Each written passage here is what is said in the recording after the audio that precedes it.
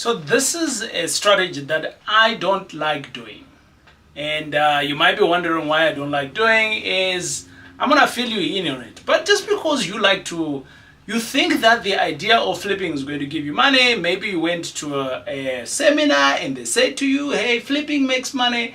Or you've been watching a whole lot of American TV and you think it's going to be working. Well, my friends, this is Africa. Flipping works very different in Africa. I'm always saying this and I'll continue doing it. My name is TJ and I've been investing in property for a while. And over and above that, I've done a couple of flips. So I am talking from experience in what we are going to be talking about today. But over and above that, I realize that this is not the best strategy for a guy like me who is coming from no money. What do I mean by that? My family's got no money. That's number one. So my mom doesn't have any money. She was just an employee like anybody else. My dad, the same thing. These are my foster parents. My biological parents, they're gone. I don't know where they went. So my foster parents looked after me. And within that, they didn't give me no money. Number two, I am not a trust fund baby. So there is no money behind me. And number three, I got married and my wife has no money. And in a family, wow, let's not talk about it. So, given my background, my friends, that I come from no money, I have to be the first one to take the risk so that I can be able to make some money. So maybe you might be in my position, and if you are, then this video is for you. But if you're not, and you're floating in some money, some inheritance, and maybe some trust fund money, then this video is definitely for you because you got the money.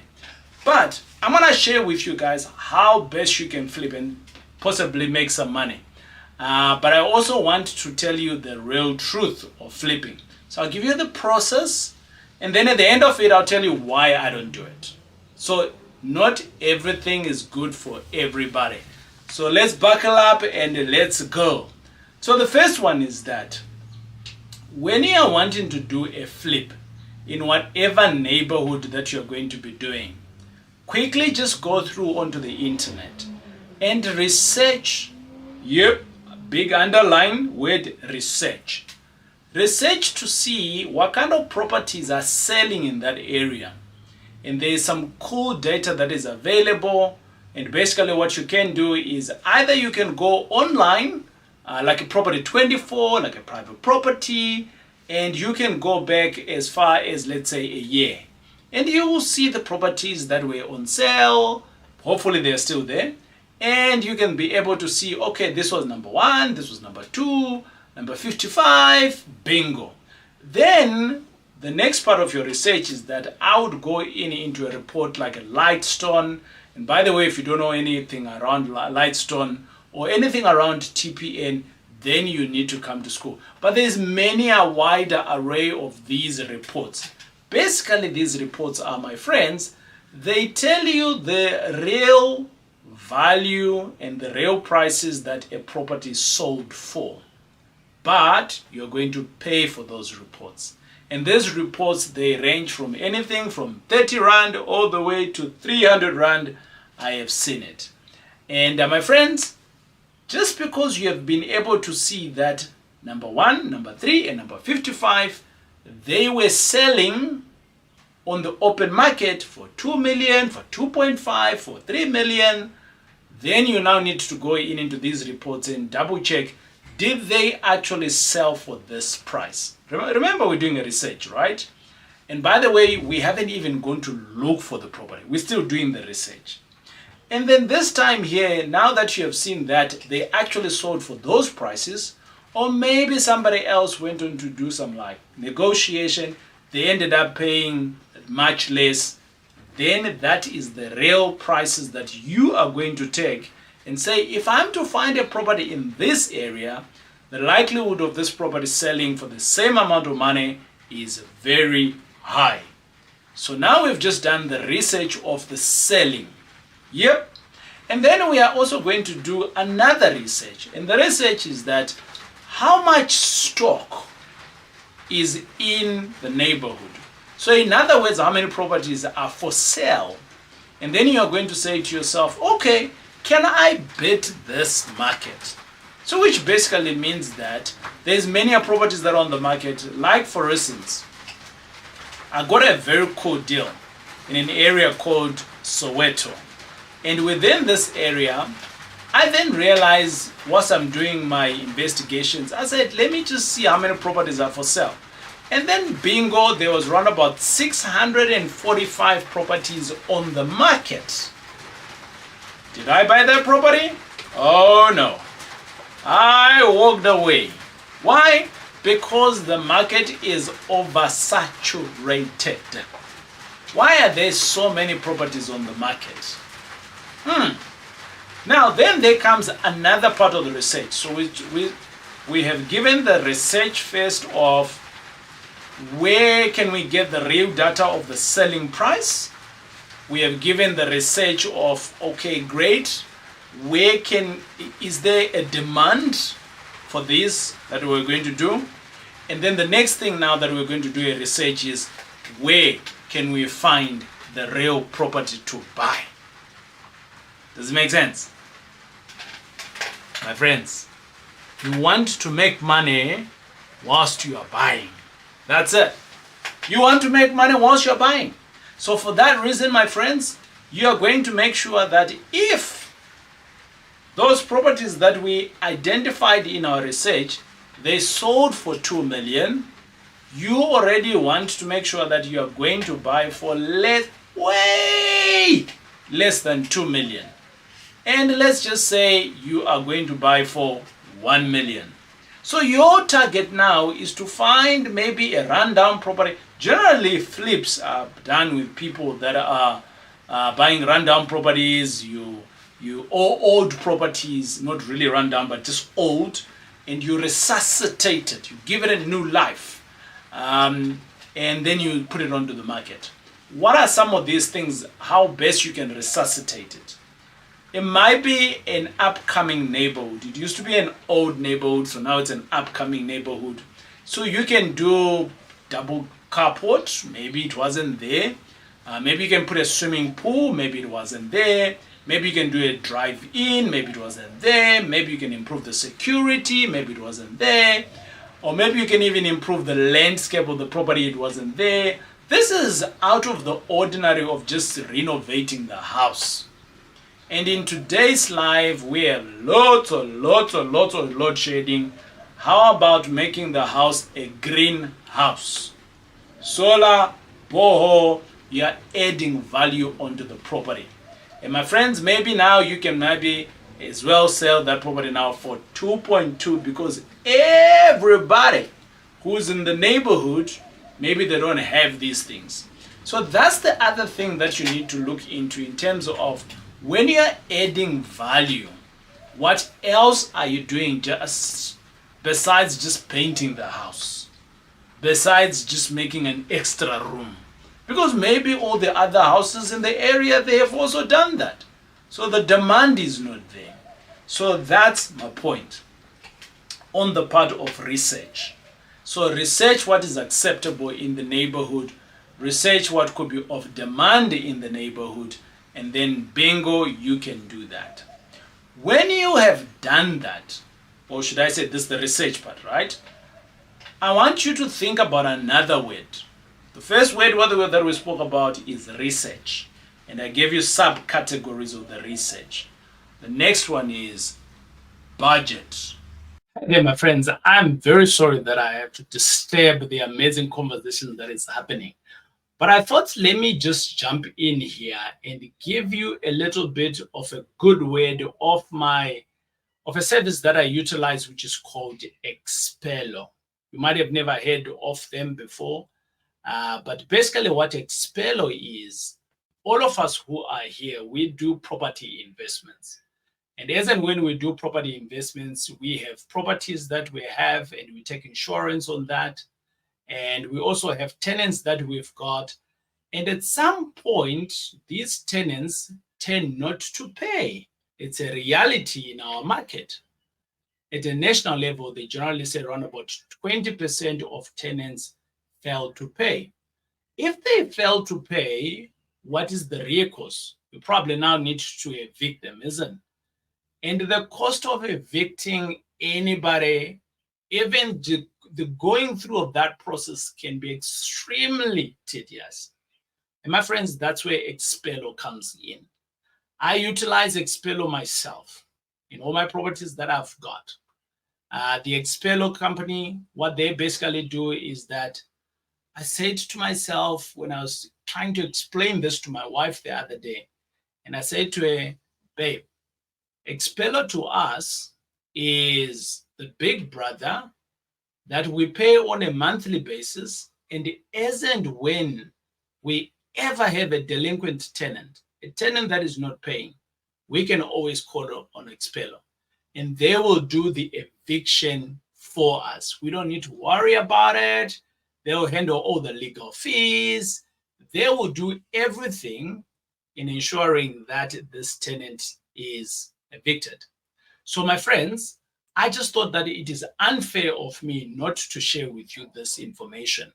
So on the screen right now, it's the details of basically how you can reach out to Expello and you can claim your discount. Well, you might not be able to get the entire link because it's on the screen, but if you have to click in the description of the video, you'll be able to see the same link that is in here that says expello.link/TJ Tribe, and that's to get you your discount. So my friends, don't be caught with your pants down with your tenants and they become delinquent and you fail to evict them. Just go to Expello. But for now, let us go back to that interesting conversation that we were having. Thanks for watching. Ooh, we're going into these deals, right? We're not budget at all. Yeah. I want to speak to you around budget. I have done some deals and my budget was 200,000, and before I know it, I was on 600,000. All the profits was gone, right? So when you're doing a flip, you want to make sure that you stay within budget, no matter what. That money needs to get you going.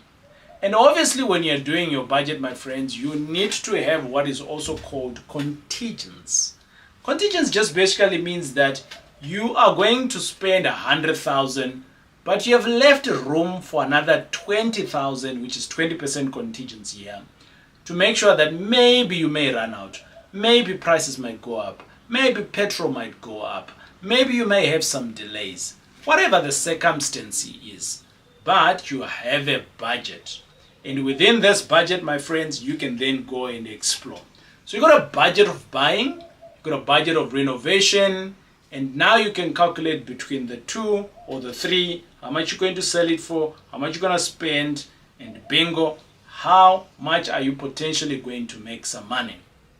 I have done a few flips myself. However, I did the best flip that I did.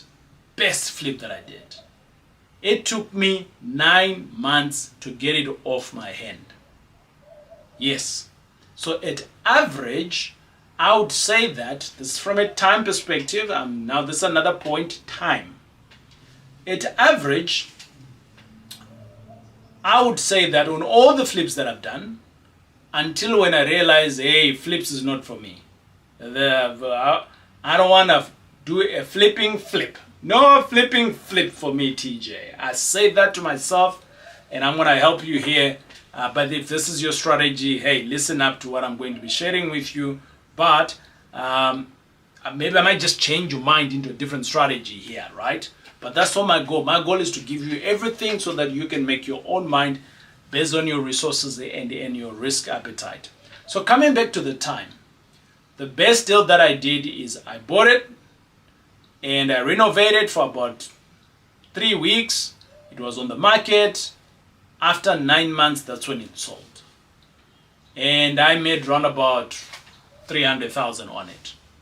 Hey, 300,000 might be great money for you. But I then realized that for the whole year, I made 300,000. I then said to myself, hold on, what if I was to keep the same property and maybe I might have done a refinance on the same property, or not even done that, this property would have given me some cash flow. And for the rest of my life, cash flow would have been coming in. And that's why, my friends, I focus on the strategy of buy and hold. Right? That's my best strategy. Why do I focus on that strategy? Number one, it gives me cash flow. Number two, it's building me wealth because I'm buying more real estate. And number four, I can be able to manage that, and somebody else, I can create jobs for other people, they can manage my real estate. So, is flipping good or bad? I don't know. For me, I don't like it. But I'm going to share with you anyway how you can do it. So I've given you 2 points right now. Research, budget, and the next one that we're going to be talking about is find the right property. Okay. When you find the right property, or how you're going to find the right property, you can speak to estate agents in the area. You can walk the streets by yourself and knock on the doors and make offers by yourself. You can go to auctions and buy maybe low. You can maybe just have a word of mouth. You can contract a sourcing agent. There's so many ways in which you can get a good deal for flipping. It's not just my favorite one, but it doesn't mean that it shouldn't be your favorite. Okay, right. Going along. The next point is that once you have found the right property within these suggested areas that I just spoke about, the next thing that you want to do is you want to find reliable contractors. Ooh. Oh, whoa. When you find them, let me know. Yeah. Those people can be a pain. It's like all contractors are born the same. Yo. You might find a good contractor who is very good at the work itself, but is terrible on administration. Then you may find a good contractor who is good on administration. He tells you how much he's spending, itemized billing, full works. His work is terrible. Like the tile is supposed to be a square, and now it's looking that way. Bruh, you had one job to put on the tiles, right? And I can go on.